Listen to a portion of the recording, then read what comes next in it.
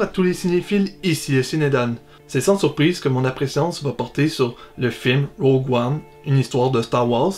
Avant de commencer à parler du synopsis, comme je le fais d'habitude, je dois admettre que je n'ai pas pu voir le film en sa version originale. Malgré tout, j'espère, vu les circonstances de la popularité de la franchise, du temps des fêtes qui s'annoncent, et du peu de représentation de la version originale dans ma région, que je n'ai pas eu d'autre choix que de voir la version traduite.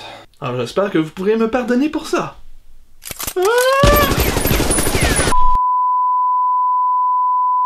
Passons aux choses sérieuses. Rogue One, une histoire de Star Wars, est réalisée par Gareth Edwards. Il suit les aventures de Jyn Erso, interprétée par Felicity Jones.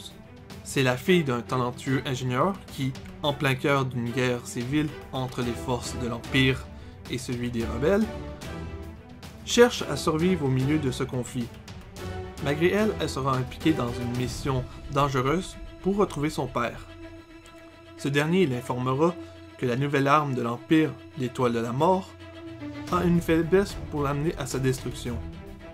C'est alors que l'équipe Rogue One, composée de plusieurs faire-valoir, va tout tenter pour réussir leur mission au prix de plusieurs sacrifices. Save the rebellion! Save the dream!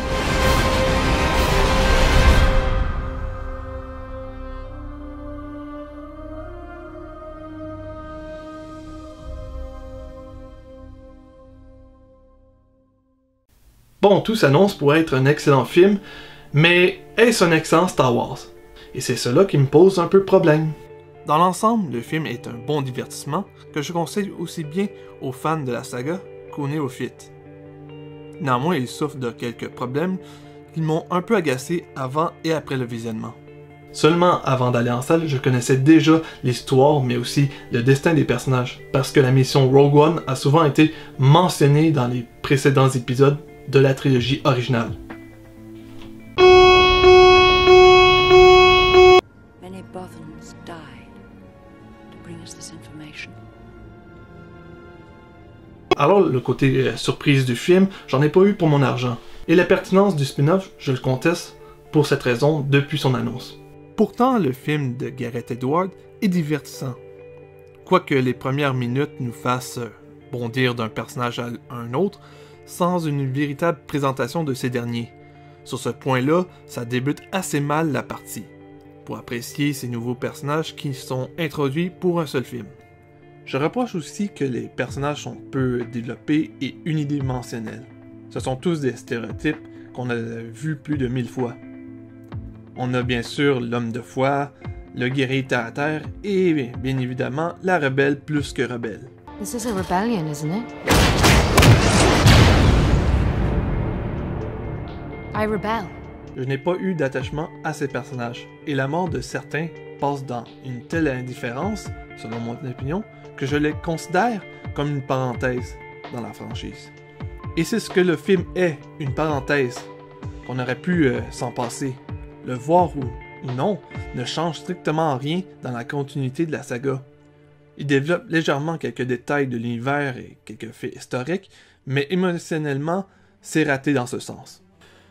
Contrairement aux autres Star Wars, Rogue One n'est pas un space opéra traditionnel. Celui-ci est davantage un film de guerre. La trame sonore de John Williams et le générique traditionnel de la franchise sont invariablement chargés, ou soit complètement absents pour démontrer cette rupture de ton. Le réalisateur Gareth Edwards, reconnu pour ses films comme Monster et Godzilla, propose une vision plus mature et plus réaliste du conflit entre l'Empire et les rebelles. Il emprunte les codes du film de guerre tout en conservant une retenue sur la violence que la franchise Star Wars et les studios Disney ne dépassent jamais les limites respectées pour conserver son statut pour tous les âges. Visuellement, Gareth Edwards sait offrir des images spectaculaires dont la mise en scène se maîtrise de mieux en mieux au fil du long métrage. Les effets spéciaux sont excellents, pas exceptionnels, mais suffisamment excellents pour ne pas ressentir la présence des fonds verts. Tout comme l'épisode 7, le studio Disney joue avec la corde de la nostalgie des spectateurs pour les attirer en salle. Chewie, we're home.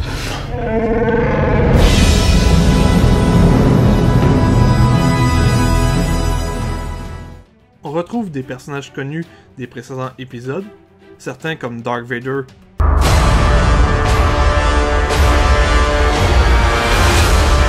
May the Force be with us.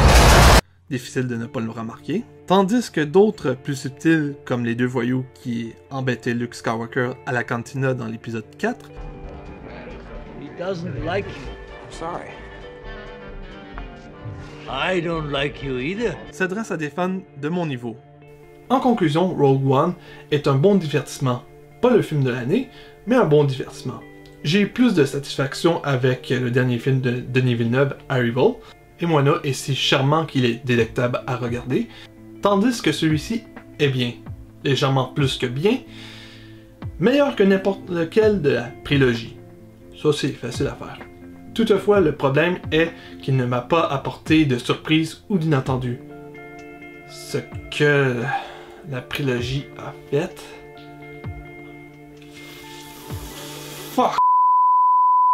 C'est pour cette raison que je donne à Rogue One la note de 7 sur 10. Je vous encourage à aller voir le film pour vous faire votre propre opinion. J'espère que cette vidéo vous a plu, et mettez un pouce bleu si c'est le cas, et mettez votre commentaire, ça va me faire un plaisir de vous lire. Abonnez-vous pour plus de contenu à l'avenir, et c'était le Ciné Dan qui vous dit bon cinéma.